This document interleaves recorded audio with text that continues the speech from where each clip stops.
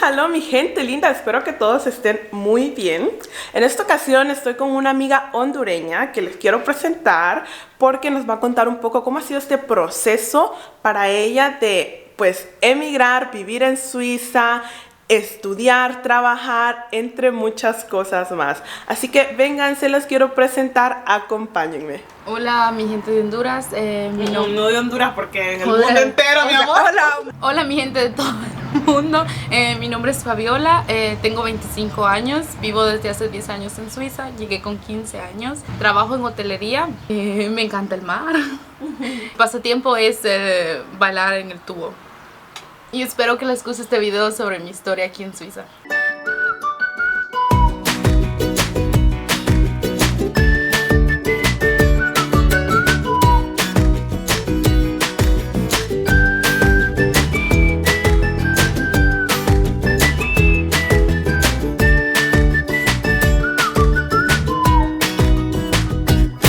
No, así no. Bueno mi gente, antes de comenzar quiero contarles que este video pertenece a una serie de videos sobre entrevistas para conocer diferentes personas que he subido en el canal. Así que se los voy a dejar arribita para quienes tengan interés los vayan a ver. Fabi, muchas gracias por visitarnos en este canal. De verdad que me gusta mucho eso de conocer nuevas personas y que nos cuentes un poco de tu historia. Para una joven adolescente, ¿cómo fue ese proceso para ti del cambio total de cultura? Al principio no me gustaba, la comida no me sabía, quería siempre comida hondureña normalmente, el arroz con los frijoles, me hacía mucha falta, algo típico de Honduras. Sí. Y pues al principio sentía me hacía falta el mar, me hacía falta la cultura de Honduras, la gente de Honduras, y cuando llegué no entendía alemán, así que es un poco difícil, fue un shock que no fue fácil. Me imagino, y eso es lo que quería preguntarte, ¿cuál crees que fue tu mayor choque cultural? La comida. ¿Sí? La Ok. comida y... Sí, la comida, de verdad, tuve muchos problemas con la comida, no comía, solo comía el arroz. La pasta casi no me gustaba, más que aquí en Honduras tenemos la estufa con gas y aquí está la estufa eléctrica. Sí. Y entonces la comida sabe de otra manera. Ajá. Entonces eso fue lo que más problema me causó. ¿Cómo fue que comenzaste a aprender el idioma? ¿Cómo fue todo ese proceso de aprender alemán? Porque ahora, según tengo entendido, hablas al 100. Exacto. Fue así que empecé a hacer cursos de alemán. Hice el primer curso, de ahí me dijeron que yo aprendía muy rápido. Me pasaron al tercer curso y del tercer curso hice solo el tercero y el cuarto y después me mandaron a otra escuela. Y entonces en el tiempo fui aprendiendo y cuando hice una práctica de trabajo, estaba también en la escuela, o sea, tenía 4 días de trabajo y un día de escuela. Y fue ahí donde, en la familia suiza que estaba haciendo la práctica, fue donde me desenvolví con el alemán más. Comenzabas a practicar, me imagino que solo Exacto. tenías que hablar full alemán, nada de español. Exacto, bueno, en la casa también teníamos una regla de que el que hablaba español pagaba un franco. ¿Ah, sí? Sí. Mi gente, ese es un buen tip si quieren que sus jóvenes o sus niños aprendan el idioma. Entonces no hablábamos español, sino que todos hablábamos alemán. Y ahí de alguna manera nos entendíamos todos. Sí. Y oye, se dice que el alemán es una lengua muy difícil. La verdad que muchas personas que nos escuchan dicen, ¿qué? ¿Y cómo aprendiste? ¿Y cómo hiciste? Por favor, ayúdame. ¿Y qué opinas tú? ¿Qué crees? ¿Es el alemán muy difícil o para ti ha sido una lengua que pues se puede aprender fácilmente? Sinceramente no es fácil, eso es normal, ningún idioma se aprende de aquí a allá. Pero yo siento que el español es más. ¿Por qué? Porque los números en español son normal, o sea, tú dices 10, tú dices 26 y en alemán dices primero el 6, después el 2. Ajá. Sí. Entonces yo siento que el alemán sí es un poco difícil, no es fácil, de verdad no es fácil, pero tienes que también querer saberlo, o sea, querer aprenderlo. Porque si no quieres y estás ahí peleando contigo, ay, que tengo que aprender este idioma, entonces es aún más difícil. Y a mí me empezó a encantar el alemán en aquel entonces y fue así donde más rápido lo aprendí. ¿Qué le dirías a todas esas personas que ahorita están interesadas en aprender alemán? ¿Cuál sería tu tip para que puedan aprenderlo más fácil o más rápidamente? Que lean un libro.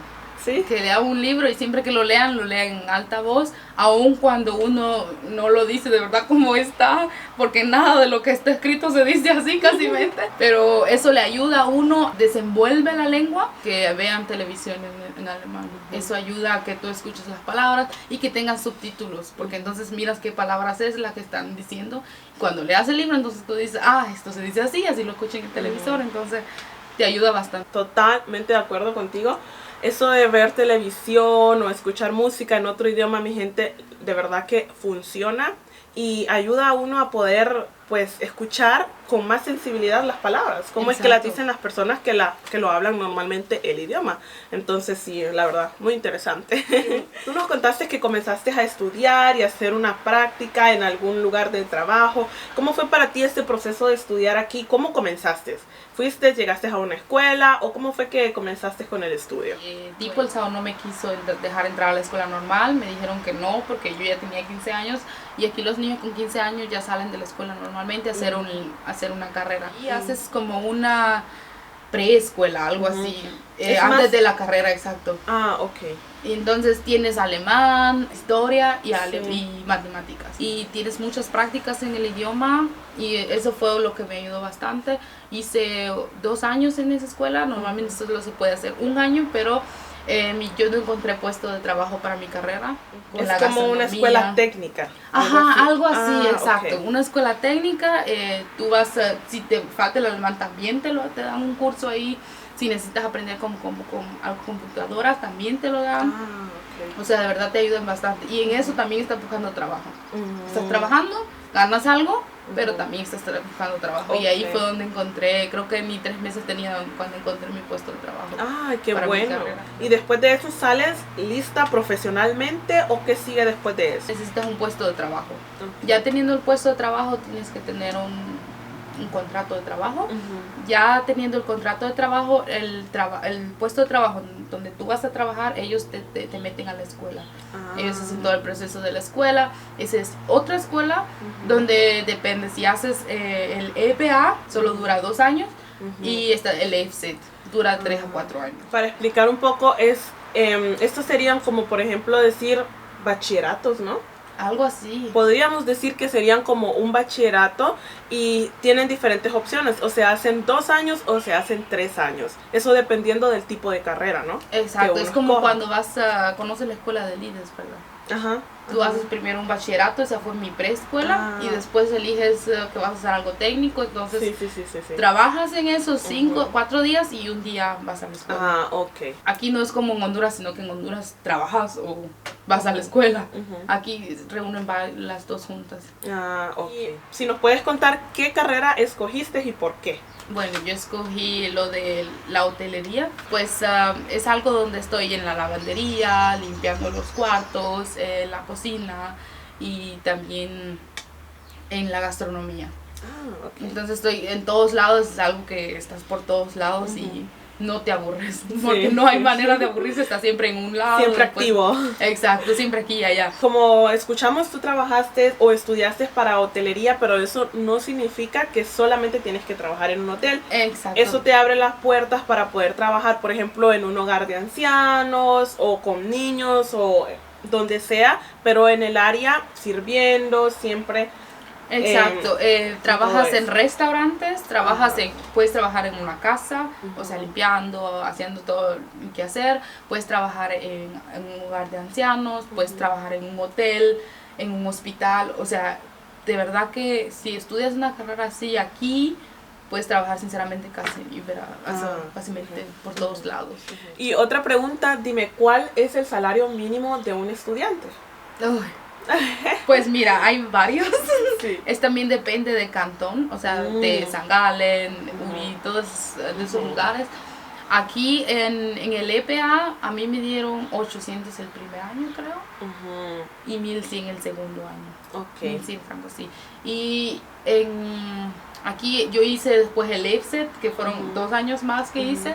Y el primer año también me dieron solo 1100. Eso fue algo muy mínimo, sinceramente. Cuando haces el EFSET y estás más adulto, tienes más de 21 años, que yo también tenía más de 21 años, entonces te deberían de dar la carrera así como carrera para adulto.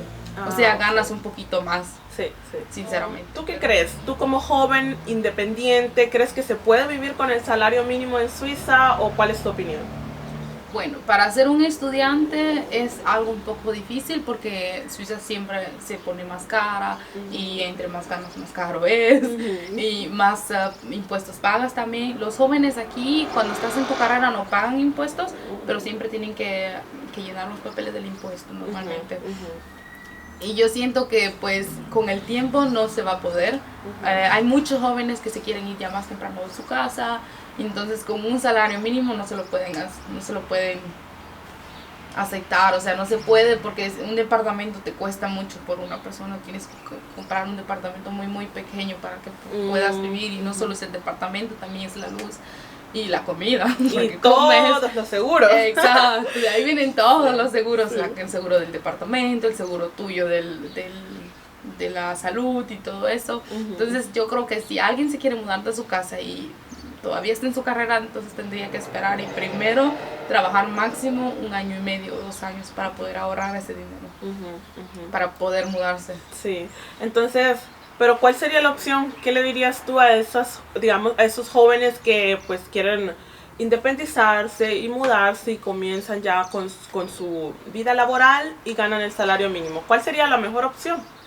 Pues Quizás vivir en una VG o... Exacto, podrían hacer una VG que es normalmente con varias personas y pagan cada quien el mínimo. Eso es una opción perfectamente para personas así, solo que hay personas que son muy difíciles y que digan, ay, yo no quiero vivir con muchas personas, porque cada quien con su relajo, ¿me entiendes? Esa sería una buena opción, pero si eres delicada y dices, no, yo no quiero eso, entonces sería mucho mejor esperar hacer su carrera, porque en su carrera también tienen gastos, también tienen deudas, porque aquí los padres siempre dicen, ya trabajas, entonces ya ten tus deudas, ten tus facturas, entonces tú las pagas, no es mi problema, tú ya tienes visto. Entonces eso es algo, o sea, no es que ganas 800 y los 800 son para ti. Exacto. Tienes que pagar tu factura del teléfono, y entre otras. La gasolina, si tienes si auto. tienes autos, la gasolina, más si quieres ir de vacaciones o si quieres salir todos los sábados, eso es también dinero que siempre es menos. Entonces por eso yo les diría, quédense en su casa, aprovechen que pueden vivir en su casa y traten a su padre bien para que no los corran antes de que termine la carrera. Exacto. Y después de la carrera trabajar mínimo 7 meses. También se puede hasta 1 año, porque entre más ahorras antes de que te vayas de tu casa, mucho mejor es, porque tú tienes que pensar la caución. Son casi hasta 3 meses de renta. Lo que se paga antes, ¿no? Exacto. De ahí está los muebles que vas a comprar, porque no puedes traer todo de tus padres.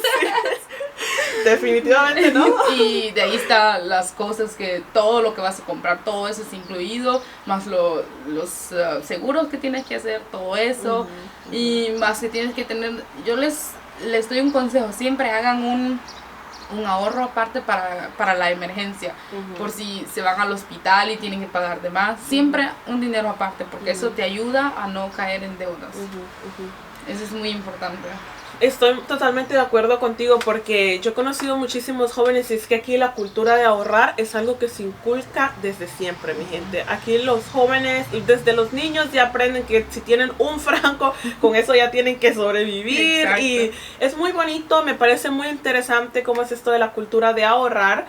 Y si quieren saber un poquito más, también podríamos hacer un video sobre ahorrar o algunos tips para saber cómo ahorrar en Suiza, que déjenmelo saber en los comentarios si les interesaría. Pero sí, esto de ahorrar se les inculca mucho, y así es como los jóvenes aprenden a controlar su dinero, a saber cuáles son sus gastos, entre otras cosas. Exacto. Me han preguntado también muchísimo en el canal, ¿y tú qué opinas? ¿Qué es lo que busca un hombre suizo en una mujer? Bueno, ya que me lo han preguntado mucho, digo yo, bueno, vamos a aprovechar. ¿Tú qué opinas? Los chicos suizos en una mujer. Bueno, sinceramente, más los suizos buscan siempre casi una mujer latina o una mujer que no sea suiza. Porque no es para hablar mal de los suizos, ni de las suizas, ni nada. Pero es que nosotros las latinas o las personas extranjeras somos más abiertas, somos más... como más con mente así y no así. Sí. Y somos más cariñosas, más, bueno, yo no soy tan cariñosa, pero Pero por ahí va. Pero por ahí vamos la cosa. También se trata de que los suizos se sienten como más apapachados si tienen una persona extranjera. Yo pienso que los suizos buscan una persona abierta, que tengan ganas de vivir. ¿Qué consejo le darías a los jóvenes que acaban de emigrar a este país, que llegaron jóvenes como tú, para que ellos puedan pues salir adelante? ¿Qué les dirías? Pues hay una frase que siempre la he tenido en mi cabeza, no se me ha olvidado hasta ahora, la tengo desde hace 6 años en mi cabeza. Y es una frase que dice, todo lo que tú quieres está al otro lado del miedo. Entonces es algo que a mí personalmente me motivó muchísimo. Yo sufrí mucho racismo, todo, de verdad que eso aquí, acostúmbrense, que eso no se acaba nunca. Aunque puedas hablar 100% el alemán suizo, todo eso no se acaba. Así que métanse esa frase en la cabeza de que todo lo que tú quieres está justo al otro lado del miedo y que tú tienes que saltar esa línea. Porque si la saltas, vas a lograrlo. Y recuerden, ningún sueño es muy pequeño. Porque yo llegué hace 10 años, no podía alemán y ya me gradué 2 veces con muy buenas notas, sinceramente, para ser latina, que no estudiaba en Honduras. Tuve muy buenas notas. Acabo de renunciar en mi trabajo y voy a empezar un nuevo trabajo. Y o sea, después de 10 años estoy muy bien. Tengo un lindo departamento muy grande.